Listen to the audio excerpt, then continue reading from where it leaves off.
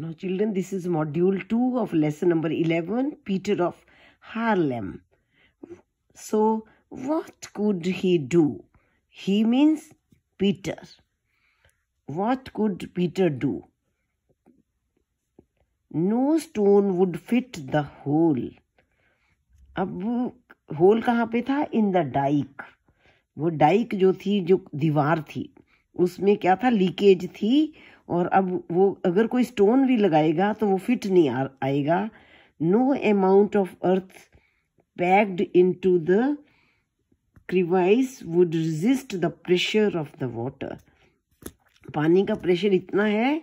No amount of earth packed into the crevice. Crevice क्या होती है? वो जो होल है, को इतना होल में कोई कुछ भी वो डाल देगा, प्रेशर उसको रुकने नहीं देगा.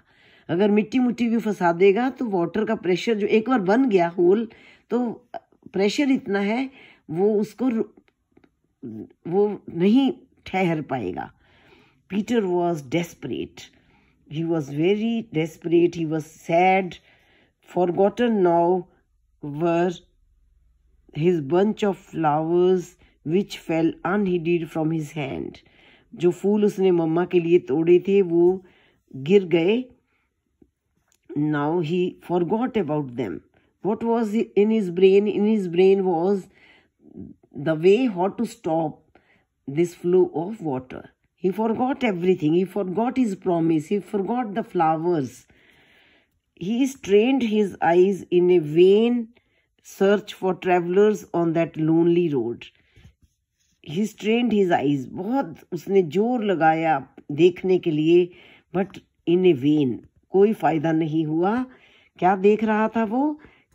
Travelers on that lonely road. That was a solitary road. उस lonely road पे उसको कोई पासर बाई मिल जाए, वो उसको देख रहा था. Vainly he shouted out for help. Vainly means without any result. कोई फायदा नहीं हुआ. कोई उसने शाउट भी किया कि कोई है मेरी हेल्प करेगा. Until his throat was hoarse. बहुत आवाजें उसने लगाई, उसका गला भी बैठ गया. Hoarse means his voice became very thick. भर गया उसका गला बोल बोल के. What could he do? An idea struck him. समझ नहीं आ रहा था कि अब क्या करूं. बहुत आवाजें लगाई. ट्रेवलर्स, कोई पासर बाई मिल जाए, है कोई, बहुत आवाजें लगाई, बट कोई नहीं आया. फिर एक विचार उसको आया. He thought upon an idea.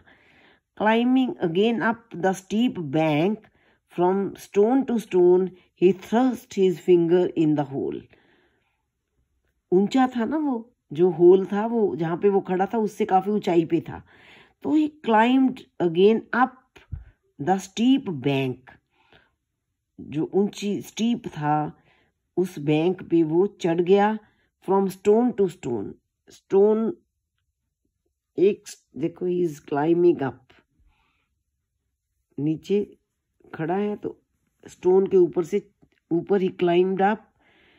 He thrust threw his finger in the hole and it fitted. उसने अपनी फिंगर को डाल दिया उस होल में और ये पूरी फिट हो गई. पानी बंद हो गया. It stopped the trickling water for the moment, but oh, what would happen when he took it out? It means his finger. What would happen when he took it out? If he takes out his finger, then what would happen? Then what would happen, children? The water would again start flowing. The pressure would make the hole bigger and bigger, and the dike will at last give way, टूट जाएगी और पानी जो है flood कर देगा. It was as clear as daylight.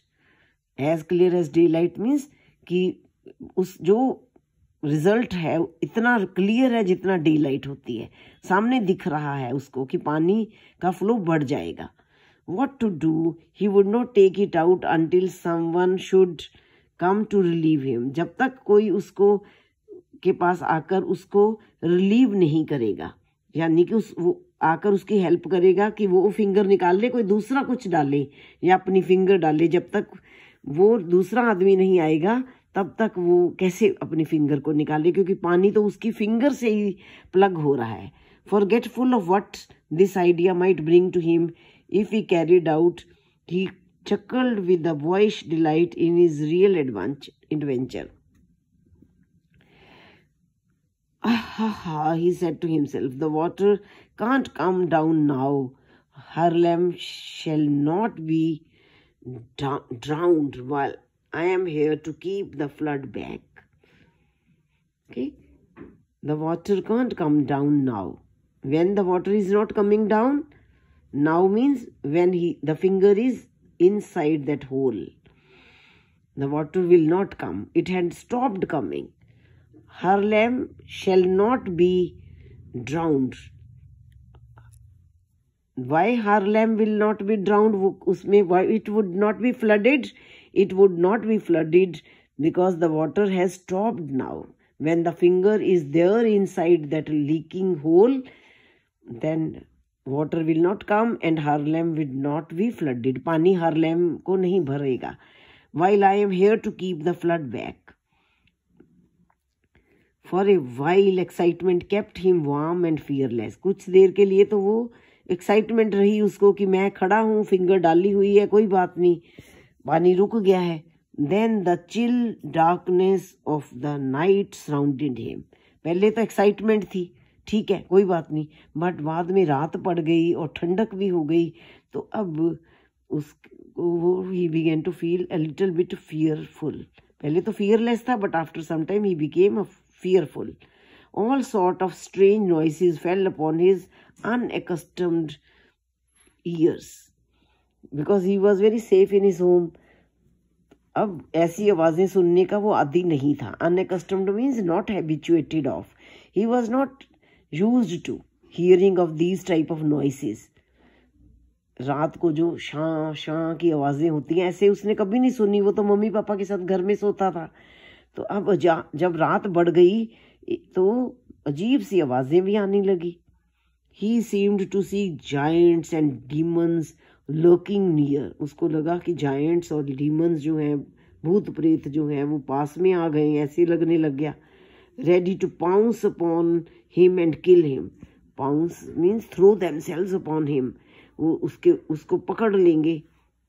Although he was a sturdy lad, he was very strong boy. Tears came at last.